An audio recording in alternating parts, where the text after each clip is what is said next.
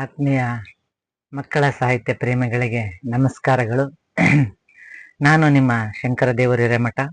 ಮಕ್ಕಳ ಸಾಹಿತ್ಯ ಕೃತಿಗಳ ಪರಿಚಯ ಸರಣಿ ಕಾರ್ಯಕ್ರಮಕ್ಕೆ ತಮ್ಮೆಲ್ಲರಿಗೂ ಸಹ ಪ್ರೀತಿಪೂರ್ವಕವಾದ ಸ್ವಾಗತವನ್ನು ಬಯಸ್ತಾ, ಈ ಯೂಟ್ಯೂಬ್ ಚಾನಲನ್ನು ಸಬ್ಸ್ಕ್ರೈಬ್ ಮಾಡುವ ಮೂಲಕ ಹಾಗೂ ವಿಡಿಯೋನ ಹೆಚ್ಚಿನ ಸಂಖ್ಯೆಯಲ್ಲಿ ಶೇರ್ ಮಾಡುವ ಮೂಲಕ ಮಕ್ಕಳ ಸಾಹಿತ್ಯವನ್ನು ಪ್ರೋತ್ಸಾಹಿಸಬೇಕಂತ ತಮ್ಮಲ್ಲಿ ವಿನಂತಿ. ಇಂದು ದಿನಾಂಕ 22 ಜುಲೈ 2026 ಬುಧವಾರದಂದು 126ನೇ ಸಾಹಿತ್ಯ ಕೃತಿಯ ಪರಿಚಯವನ್ನ ನಿಮಗಾಗಿ ಮಾಡಲಿದ್ದೇನೆ. 126ನೇ ಸಾಹಿತ್ಯ ಕೃತಿಯ ಪರಿಚಯ ಶ್ರೀಮತಿ ನಾಗವೇಣಿ ಹೆಗಡೆಯವರು ಬರೆದಿರುವಂತಹ ಒಲವ ಹಂಚುವ ಮುದುಕಿ ಮಕ್ಕಳ ಕಾದಂಬರಿಯ ಪರಿಚಯವನ್ನ ನಿಮಗಾಗಿ ಮಾಡ್ತಾ ಇದ್ದೇನೆ. ಸುಂದರವಾದ ಮುಖಪುಟ ವಿನ್ಯಾಸ ಹಾಗೂ ಮುದ್ರಣವನ್ನ ಒಳಗೊಂಡಿರುವಂತಹ ಈ ಒಲವನ್ನು ಹಂಚುವ ಮುದುಕಿ ಮಕ್ಕಳ ಕಾದಂಬರಿ ಹಲವಾರು ವಿಶೇಷತೆಗಳನ್ನ ಒಳಗೊಂಡಂತೆ ಇದೆ. ಹಾಗೆ ಒಂದು ವಿಭಿನ್ನವಾದ ಪ್ರಯತ್ನವನ್ನ ಈ ಕಾದಂಬರಿಯಲ್ಲಿ ಶ್ರೀಮತಿ ನಾಗವೇಣಿ ವಿ ಹೆಗಡೆಯವರು ಮಾಡಿದ್ದಾರೆ.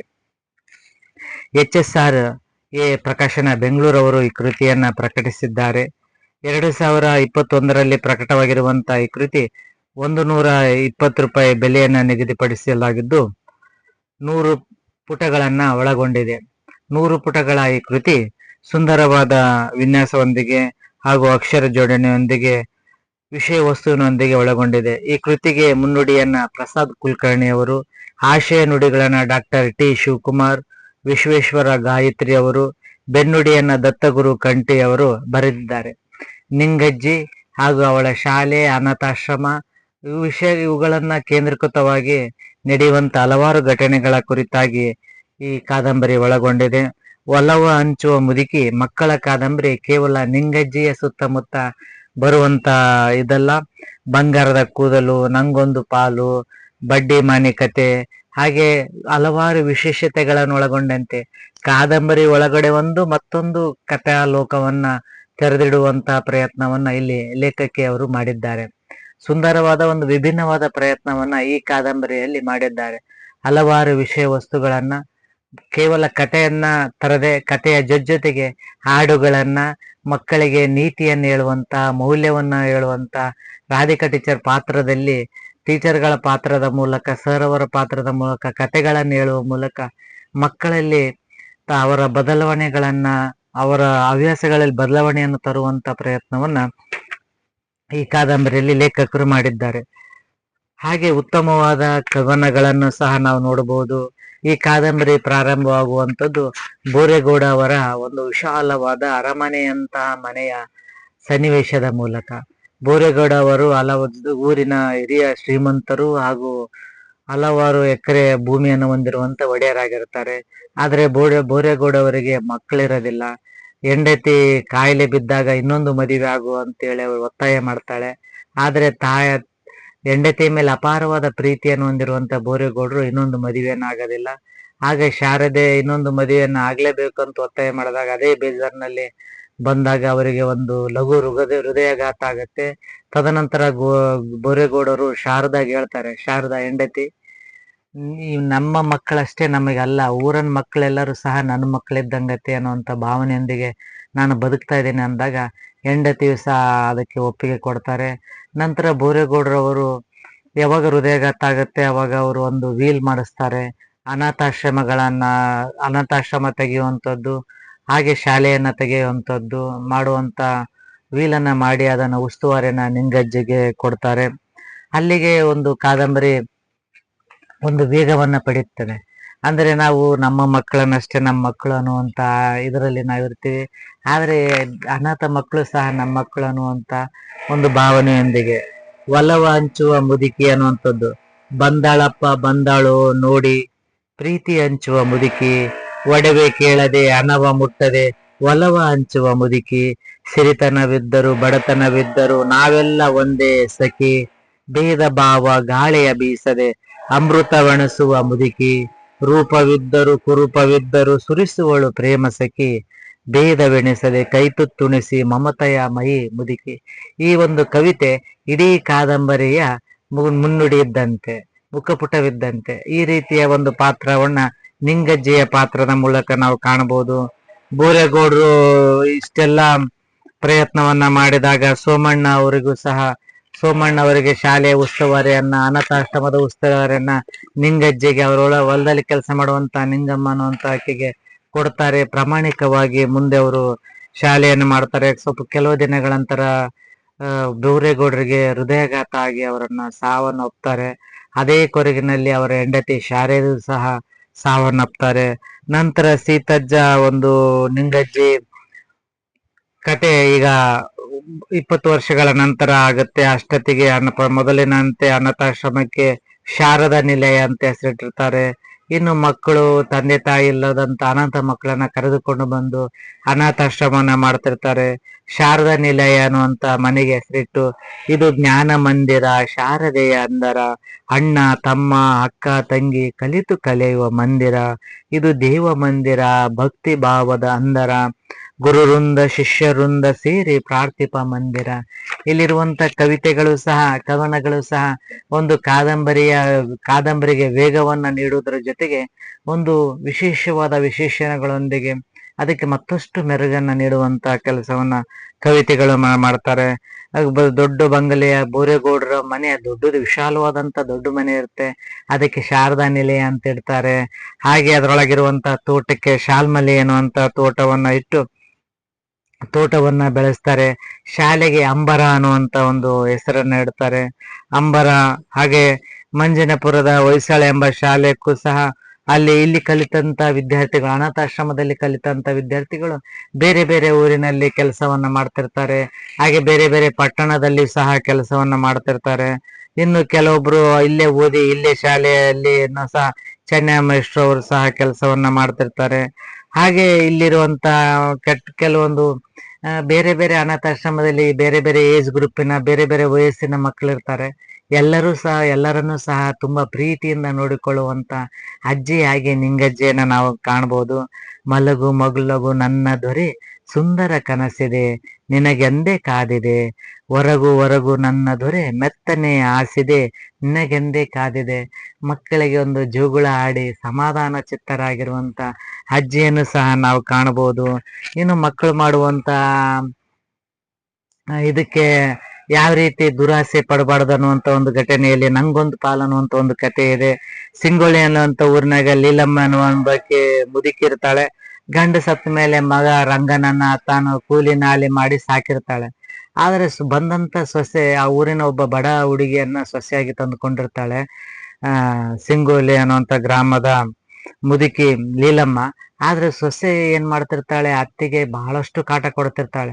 ಅತ್ತೆ ಸತ್ರ ಅತ್ತೆಯಲ್ಲಿರುವಂತ ಬಂದಿರುವಂತ ಬಂಗಾರವನ್ನ ತಗೋಬೇಕು ಅನ್ನುವಂತ ಕಾರಣಕ್ಕಾಗಿ ಅತ್ತೆಯನ್ನ ಹಿಂಸೆಯನ್ನ ಕೊಡ್ತಿರ್ತಾಳೆ. ಹೀಗೆ ಒಂದಿನ ಅತ್ತೆ ಜಗಳ ಆಡುತ್ತಿರ್ಬೇಕಾದ್ರೆ ಅತ್ತೆ ಪ್ರಜ್ಞೆ ತಪ್ಪಿ ಬಿದ್ದು ಬಿಡ್ತಾಳೆ. ಪ್ರಜ್ಞೆ ತಪ್ಪಿ ಬಿದ್ದು ಗುಟ್ಲೆ ಸೊಸೆ ಏನ್ ಮಾಡ್ತಾಳೆ, ಅತ್ತೆ ಸತ್ತೋದ್ಲು ಅಂತೇಳಿ ಊರು ತುಂಬಾ ಪ್ರಚಾರ ಮಾಡಿ ಬಾಯಿ ಬಡ್ಕೊಂಡು ಆಕೆ ಅತ್ತೆ ಅಂತ್ಯ ಸಂಸ್ಕಾರವನ್ನ ಎಲ್ಲಿ ಎದ್ದು ಬಿಡ್ತಾಳೋ ಅನ್ನೋಂಥ ಅವಸರದಲ್ಲಿ ಆ ಅತ್ತೆಗೆ ಅಂತ್ಯ ಸಂಸ್ಕಾರ ಮಾಡ್ಬೇಕು ಅಂತೇಳಿ ಎಲ್ಲ ಕಟ್ಟಿಗೆಯನ್ನಿಟ್ಟು ಆಕೆನ ಅದ್ರ ಮೇಲೆ ಕುಂತು ಇನ್ನೇನು ಸುಡಬೇಕು ಅನ್ನೋಂತಾಗ ಮಗನ ನಿರೀಕ್ಷೆಯಲ್ಲಿ ಇರ್ತಾರೆ. ಮಗ ಪಟ್ಟಣಕ್ಕೆ ಹೋಗಿರ್ತಾನೆ, ಬಂದು ಬಿಟ್ಲೆ ಬೇಗ ಬೇಗ ಹಚ್ಚು ಅಂತೇಳಿ ಅವ್ನು ಕೂಡ ಹಚ್ಚಿ ಇನ್ನು ಮನೆಗೆ ಹೋಗ್ಬಿಡ್ತಾರೆ. ಆದ್ರೆ ಆಕಿ ಪ್ರಜ್ಞೆ ತಪ್ಪಿರ್ತಾಳೆ, ಇನ್ನು ಸತ್ತಿರಲ್ಲ. ಆಗ ಬಿಸಿಲಿನ ಶಾಖಕ್ಕೆ ಎದ್ದು ಹೊರಗಡೆ ಬೀಳ್ತಾಳ. ಈ ನನ್ನ ಸೊಸಿ ಆಸೆಗಾಗಿ ನನ್ನ ಕೊಲಿ ಬಿಟ್ಲಲ್ಲಪ್ಪ ಅಂತೇಳಿ ಆಕೆ ಇನ್ನೇನು ಕತ್ಲಾಗತ್ತೆ ಮನೆಗೆ ಹೋಗೋದಂತ ಅಲ್ಲೇ ಹತ್ತಿರ ಇರುವಂತ ಗಿಡದಲ್ಲಿ ಹತ್ತಿ ಕುಂದಿರ್ತಾಳೆ. ಅವಾಗ ಅಲ್ಲಿ ಒಂದು ಕಳ್ಳರ ಗುಂಪು ಬರುತ್ತೆ. ಅವರು ಒಂದು ಚೀಲ ತುಂಬಾ ಬಂಗಾರವನ್ನ ಕಳುವು ಮಾಡ್ಕೊಂಡ್ ಬಂದಿರ್ತಾರೆ. ಅವಾಗ ಹಂಚ್ತಿರ್ಬೇಕಾದ್ರೆ ಪಾಲ್ ಸರಿಯಾಗಿ ಬರ್ತಿರಲ್ಲ. ಅವಾಗ ಜಗಳ ಆಡ್ತಿರ್ತಾರೆ. ಅವಾಗ ಇದೇ ಸರಿಯಾದ ಸಮಯ ಅಂತೇಳಿ ಮ್ಯಾಲ ಕುಂತಂತ ಮುದುಕಿ ನಂಗೊಂದ್ ಪಾಲ್ ಅಂತೇಳಿ ಕೂಗ್ತಾಳೆ. ಅವಾಗ ಅವ್ರು ಭಯ ಬಿದ್ದಂತ ಅವ್ರು ಇನ್ನೀಗ ಒಂದ್ ಹೆಣ ಸುಟ್ಟಾರ, ಬಹುಶಃ ಅದು ದೆವ್ವಾಗಿದ್ದಂಗೆ ಐತೆ ಅಂತೇಳಿ ಅವ್ರು ಬಿಟ್ಟು ಉಳಿದು ಬಿಡ್ತಾರೆ. ಕೆಳಗಿಳಿದು ಬಂದಂತ ಮುದುಕಿ ಅದನ್ನ ಕಟ್ಕೊಂಡು ತನ್ನ ಮನೆಗೆ ಹೋಗ್ತಾಳೆ. ಮನೆಗೆ ಹೋದಾಗ ಆ ಸೊಸೆಗೆ ಬಹಳಷ್ಟು ಆಶ್ಚರ್ಯ ಆಗುತ್ತೆ. ಹಾಗೆ ತಂದಿರಂತ ಬಂಗಾರ ಚೀಲ ನೋಡಿ ಮತ್ತೆ ಆಕೆಗೆ ದುರಾಸೆ ಮತ್ತೆ ಮೂಡುತ್ತೆ. ದುರಾಸೆ ಮೂಡಿದಾಗ ಆಕೆ ಅತ್ತೆಗೆ ಕಾಡಿಸಕ್ ಸ್ಟಾರ್ಟ್ ಮಾಡ್ತಾಳ. ನೀ ಹೆಂಗ್ ಬಂದಿ ಅಂದೆಲ್ಲ ನಡೆದ ಘಟನೆ ಹೇಳ್ತಾಳ. ಆಕೆ ಏನಂತ ಹೇಳ್ತಾಳ ಅತ್ತೆ, ಇಲ್ಲ ನಾನು ಬೆಂಕಿಯಲ್ಲಿ ಸುಡ್ತಿರುವಾಗ ಒಬ್ಬ ದೇವತೆ ಬಂದ್ಲು, ನಿನಗೇನ್ ಬೇಕು ಅಂದಾಗ ನನಗೆ ಬಂಗಾರ ಕೇಳಿದೆ, ಕೊಟ್ಲು ಅಂತ ಅಂದಾಗ ಆಕೆ ಮತ್ತಷ್ಟು ಇನ್ನೊಂದ್ಸಲ ಹೋಗು ಸುಡುತ್ತೀವಿ ಅಂದಾಗ ಆಕೆ ಮತ್ತೆ ಸೊಸೆ ಅತ್ತೆ ಪ್ಲಾನ್ ಮಾಡ್ತಾಳ. ಇಲ್ಲ ಇನ್ನೊಂದ್ಸಲ ಬೇಕಂದ್ರೆ ನೀನ್ ನಿನ್ ಸೊಸೆನ ಕಳಿಸು ಅಂದಾರ ಅಂತ ಅಂದಾಗ ಆಯ್ತಾಯ್ತು ನಾನು ಹೋಗ್ತೀನಿ ಅಂತೇಳಿ ಆಕೆಗೆ ಹೋಗ್ತಾಳ. ಆಕಿನ ಇಟ್ಟು ಕಟ್ಟಿಗೆ ಇಟ್ಟು ಬೆಂಕಿ ಹಚ್ಚಿ ಬಿಡ್ತಾರ. ಅವಾಗ ಅದ್ರೊಳಗೆ ಸತ್ತೋಗ್ಬಿಡ್ತಾಳ ಸೊಸೆ. ಅಂದ್ರೆ ನಾವು ಯಾವುದಕ್ಕೂ ಅತಿಯಾಗಿ ಆಸೆ ಪಡೋದಾಗ್ಲಿ ದುರಾಸೆಯನ್ನ ಪಡೋದಾಗ್ಲಿ ಮಾಡಬಾರ್ದು ಅನ್ನೋದ್ರ ಮೂಲಕ ಅಲ್ಲಿ ವಿದ್ಯಾರ್ಥಿಗಳಿಗೆ ಇಲ್ಲಿ ಕಥೆಯ ಮೂಲಕ ನೀತಿಯನ್ನ ಹೇಳುವಂತ ಕೆಲಸವನ್ನ ಮಾಡ್ತಾರೆ.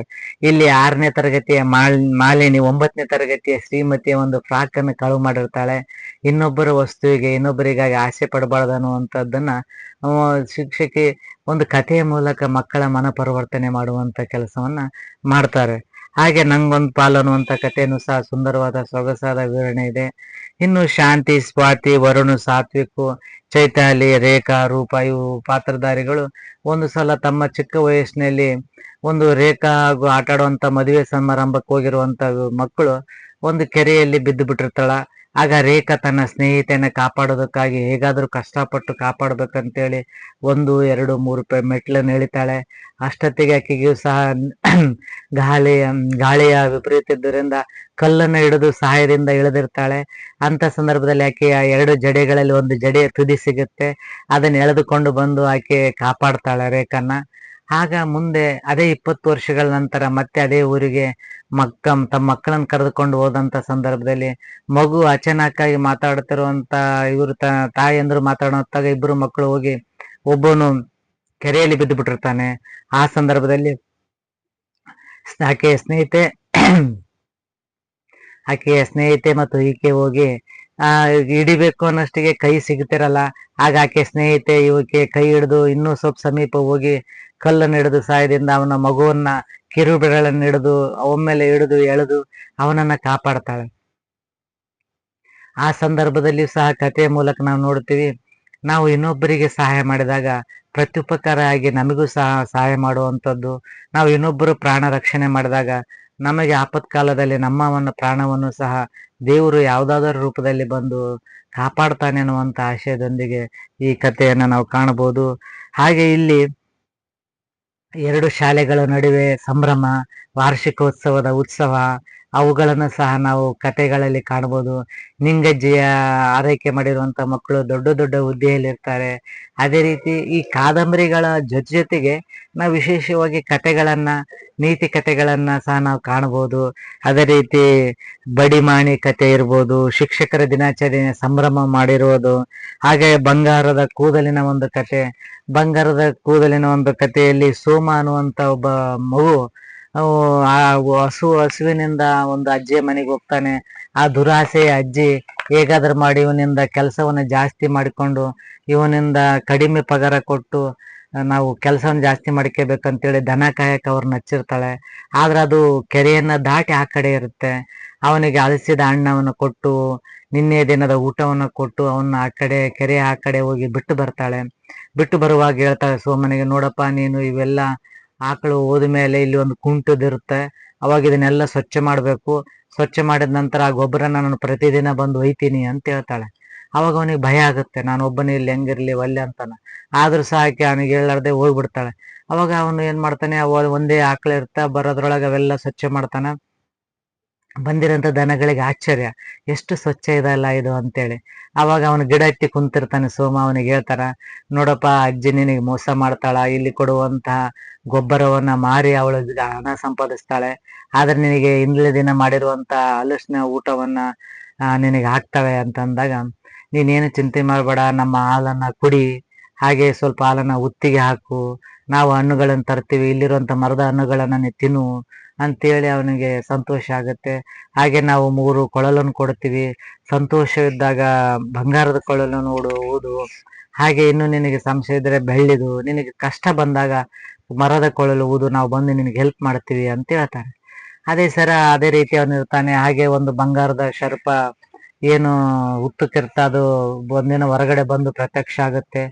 ಬಂಗಾರದ ಸರ್ಪ, ಇನ್ನು ನನಗೆ ವಯಸ್ಸಾಯ್ತು, ಇನ್ನು ಕೊನೆ ದಿನ ನಾನು ಸಾಯ್ತಾ ಇದ್ದೀನಿ, ನನ್ನ ಕೆಳಗೆ ಒಂದು 7 ಕುಪ್ಪರಿಗೆ ಬಂಗಾರ ಇದೆ, ಅದನ್ನ ನೀನು ತೆಗೆದುಕೋ, ಅದು ನನ್ನ ಅಂತ್ಯ ಸಂಸ್ಕಾರ ನೀನೇ ಮಾಡು ಅಂತೇಳಿ ಅವನಿಗೆ ಹೇಳಿ ಅವನಿಗೊಂದು ಕಚ್ಚಿ ಅದು ಸತ್ತೋಗುತ್ತೆ. ಅವನು ಇಷ್ಟೆಲ್ಲ ನಾನು ಆರೈಕೆ ಮಾಡೀನಿ, ಆದ್ರೆ ಇದು ಸರ್ಪ ನನಗೆ ಕಚ್ಚಿ ಬಿಡುತ್ತಲ್ಲ ಅಂತೇಳಿ ಅವ್ನು ಬೇಜಾರಾಗ್ತಾನೆ. ಆದ್ರೂ ಸಹ ಅವನು ಅದ್ರ ಅಂತ್ಯ ಸಂಸ್ಕಾರ ಮಾಡ್ತಾನೆ. ನಂತರ ನಡೆದ ಘಟನೆ ಬಂದು ಗೋಮಗಳಿಗೆ ಹೇಳ್ತಾನೆ. ಅವು ಹೇಳ್ತಾರೆ, ನಿನ್ನ ಕೂದಲು ನೋಡ್ಕೊಂಡಿಯ, ನಿನ್ನ ಕೂದಲು ಬಂಗಾರದ ಕೂದಲಾಗಿದೆ, ಆ ಸರ್ಪ ನಿನಗೆ ಶಾಪ ಅಲ್ಲ ವರ ಕೊಟ್ಟು ಹೋಗಿದೆ ಅಂತ ಹೇಳ್ತಾನೆ.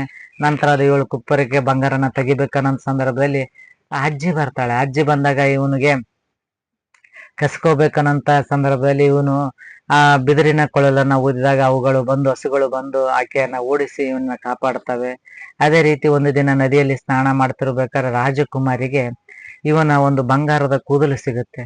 ಆಗ ರಾಜಕುಮಾರಿ ಮಹಾರಾಜನಿಗೆ ತೋರಿಸಿ, ನಾನು ಮದುವೆ ಆದರೆ ಬಂಗಾರದ ಕೂದಲಿರುವಂತ ವರನನ್ನೇ ಮದುವೆ ಆಗ್ತೀನಿ ಅನ್ನೋಂತ ಆಸೆಯನ್ನ ತೋಡಿಕೊಳ್ತಾಳೆ. ಹಾಗೆ ಮಹಾರಾಜ ನದಿಯ ಗುಂಟ ಹೋಗಿ ಕಂಡು ಹಿಡಿದು ಬರ್ಬೇಕಂತ ಅಂದಾಗ ಮಂತ್ರಿಗಳು ಹೋಗಿ ನೋಡ್ತಾರೆ, ಇಲ್ಲ ಮಹಾರಾಜ ಅವನು ದನಕಾಯ ಹುಡುಗ, ಅವನಿಗೆ ನೀವು ಮಹಾರಾಣಿಯನ್ನು ಕೊಟ್ಟು ಮದುವೆ ಮಾಡ್ತೀರಿ ಅನ್ನಂದಾಗ, ಇಲ್ಲ ಅದೇನೇ ಇರ್ಲಿ ನಾನು ಅವನ್ನೇ ಮದುವೆ ಆಗ್ತೀನಿ ಅಂದಾಗ, ಮಗಳ ಆಸೆಗೆ ಒತ್ತು ಬಿದ್ದು ಕಟ್ಟು ಬಿದ್ದು ಮಂತ್ರಿಗಳು ಅವನನ್ನು ಕರೆದು ಬರ್ತಾರೆ. ಅವನು ಒಂದು ಕಂಡೀಷನ್ ಆಗ್ತಾನೆ, ನನ್ನ ಅಷ್ಟು ಆಕಳಗಳಿಗೆ ನೀವು ಜಾಗ ಮಾಡಿ ಕೊಟ್ರೆ ನಾನು ಮದುವೆ ಆಗ್ತೀನಿ ಅಂತ ಹೇಳ್ತಾನೆ. ಆಗ್ಲಿ ಅಂತೇಳಿ ಅವಷ್ಟು ಹಸುಗಳಿಗೆ ಗೋಮಯಗಳಿಗೆ ಅವಕಾಶವನ್ನ ಮಾಡಿಕೊಟ್ಟ ನಂತರ ಅವನು ಮದುವೆಯಾಗಿ ಸುಖ ಸಂತೋಷದಿಂದ ಇರ್ತಾನೆ. ಹಾಗೆ ಹಸು ಜೋಳಗಳ ಜೊತೆಗೆ ಕುದುರೆ, ಆನೆ ಅವುಗಳನ್ನು ಸಹ ಪ್ರೀತಿಯಿಂದ ಸಾಕ್ತಾ ಪ್ರಾಣಿ ಪ್ರಿಯ ಅರಸನಾಗಿ ಜೀವನ ಸಾಕ್ತಾನೆ. ಹಾಗೆ ಶಾಲೆಯಲ್ಲಿ ಸಂಭ್ರಮ ಮನೆ ಮಾಡಿರುತ್ತೆ. ಡಿಸೆಂಬರ್ 17ರಂದು ಎಲ್ಲ ಅಂಬರ ಶಾಲೆಯ ವಾರ್ಷಿಕೋತ್ಸವ ಇರುತ್ತೆ. ಅಂಬರ ಶಾಲೆಯ ವಾರ್ಷಿಕೋತ್ಸವದಲ್ಲಿ ಶಾರದಾ ನಿಲಯದಲ್ಲಿ ಅನ್ನದಾನ ಉಸ್ತುವಾರಿಯನ್ನ ಶ್ಯಾಮು ಬೋರೇಗೌಡನ ಮಾತಿನಂತೆ ಪ್ರತಿದಿನ ಅನ್ನದಾನವನ್ನ ಮಾಡ್ತಿರ್ತಾನೆ. ಅದೇ ಕೆಲಸವನ್ನ ಮಾಡಿ BO ಅವರು ಬರ್ತಾರೆ. BO ಅವರು ಬಂದಿದ್ದು ಚೆನ್ನಯ್ಯ ಮಾಸ್ಟರ್ಗೆ ಬಹಳಷ್ಟು ಖುಷಿ ಆಗುತ್ತೆ. ಸಂಸದರು, ಶಿಕ್ಷಣಾಧಿಕಾರಿಗಳು ಬಂದು ದೀಪ ಬೆಳಗಿಸುವ ಮೂಲಕ ಕಾರ್ಯಕ್ರಮವನ್ನ ಉದ್ಘಾಟಿಸ್ತಾರೆ. ಹಾಗೆ ಇಲ್ಲಿ ನಾವು ಮತ್ತೊಂದು ಪಾತ್ರವನ್ನ ಕಾಣಬಹುದು.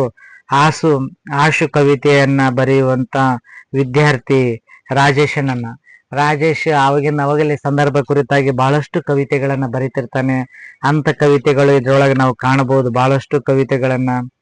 ಗಿತ್ತಲಿದ್ದ ಸಂಪಿಗೆ ಮರವು ಚಂದನೆ ಚಿಗುರಿತ್ತು, ಅಲ್ಲಿಗೆ ಬಂದ ಗಿಳಿ ಹಿಂಡೊಂದು ತಣ್ಣಗೆ ಕೂತಿತ್ತು, ಸುತ್ತಮುತ್ತಲ ಪರಿಸರ ನೋಡಿ ದಂಗು ಬಡಿದಿತ್ತು, ಇಲ್ಲಿಯೇ ನಮ್ಮ ವಾಸವೆಂದು ಮುಖಂಡ ಹೇಳಿತ್ತು, ಸಂಪಿಗೆ ಮರದಿ ಕಾಯದು ಚಿಗಿತು ಕೆಂಪಣೆ ಹಣ್ಣಾಯ್ತು, ಕೆಂಪು ಕೊಕ್ಕಿನ ಮುದ್ದಿನ ಗಿಳಿಯೊಂದು ಸಣ್ಣಗೆ ಚುಚ್ಚಿತ್ತು, ಆಹಾ ಎಂತ ರುಚಿ ಎನ್ನುತ್ತ ತನ್ನಯ್ಯ ಬಾಯಿ ಚಪ್ಪರಿಸಿತ್ತು, ಬನ್ನಿರಿ ಬನ್ನಿರಿ ಬೇಗನೆ ಎಂದು ಬಳಗವ ಕರೆದಿತ್ತು.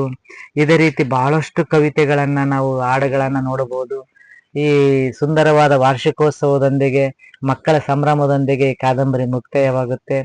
ಈ ಕಾದಂಬರಿ ಮಕ್ಕಳ ಕಾದಂಬರಿಯಲ್ಲಿ ಇದೊಂದು ವಿಶೇಷತೆಯನ್ನ, ಕಾದಂಬರಿ ಒಳಗೆ ಹಲವಾರು ಕಥೆಗಳನ್ನ ಇಟ್ಟು ಕಥೆಗಳ ಮೂಲಕ ಕವಿತೆಗಳ ಮೂಲಕ ಮಕ್ಕಳಲ್ಲಿ ಬದಲಾವಣೆಯನ್ನ ತರುವಂತ ಶಿಕ್ಷಕರ ಪಾತ್ರಗಳನ್ನು ಸಹ ಸೃಷ್ಟಿಸಿದ್ದಾರೆ.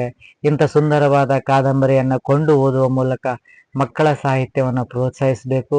ಹಾಗೆ ಮಕ್ಕಳಿಗೆ ಶಾಲಾ ವಾರ್ಷಿಕೋತ್ಸವ, ಹುಟ್ಟುಹಬ್ಬ ಸಂದರ್ಭದಲ್ಲಿ ಇಂಥ ಸಾಹಿತ್ಯ ಕೃತಿಗಳನ್ನ ಕೊಟ್ಟು ಅವರಲ್ಲಿ ಓದುವ ಅಭಿರುಚಿ ಹಾಗೂ ಸಾಹಿತ್ಯದ ಅಭಿಮಾನವನ್ನ ಮಕ್ಕಳಲ್ಲಿ ಉಂಟು ಮಾಡುವಲ್ಲಿ ಇಂಥ ಸಾಹಿತ್ಯದ ಓದು ಬಹಳಷ್ಟು ಮುಖ್ಯವಾಗುತ್ತೆ. ಹಾಗಾಗಿ ಪಾಲಕರು ಹಾಗೂ ಪೋಷಕರು ಇಂಥ ಸಾಹಿತ್ಯ ಕೃತಿಗಳನ್ನ ಮಕ್ಕಳ ಕೈಗೆ ಸಿಗುವಂತೆ, ಗ್ರಂಥಾಲಯದಲ್ಲಿ ಇಂಥ ಸಾಹಿತ್ಯ ಕೃತಿಗಳನ್ನು ಖರೀದಿಸಿ ಗ್ರಂಥಾಲಯದಲ್ಲಿ ಇಡುವ ಮೂಲಕ ಮಕ್ಕಳಲ್ಲಿ ಓದುವ ಅಭಿರುಚಿಯನ್ನ ಮೂಡಿಸಬೇಕು ಅಂತ ಮತ್ತೊಮ್ಮೆ ತಮ್ಮಲ್ಲಿ ವಿನಂತಿಸ್ತಾ, ಇವತ್ತಿನ ದಿನ 126ನೇ ಸಾಹಿತ್ಯ ಕೃತಿಯ ಪರಿಚಯದೊಂದಿಗೆ ಇಂದಿನ ಕೃತಿ ಪರಿಚಯ ಕಾರ್ಯಕ್ರಮವನ್ನು ಮುಗಿಸ್ತಾ ಇದ್ದೇನೆ. ನಾಳೆ ದಿನ ಮತ್ತೊಂದು ಸಾಹಿತ್ಯ ಕೃತಿಯೊಂದಿಗೆ ನಿಮ್ಮ ಮುಂದೆ ಹಾಜರಾಗ್ತೇನೆ. ಅಲ್ಲಿವರೆಗೂ ಧನ್ಯವಾದಗಳು.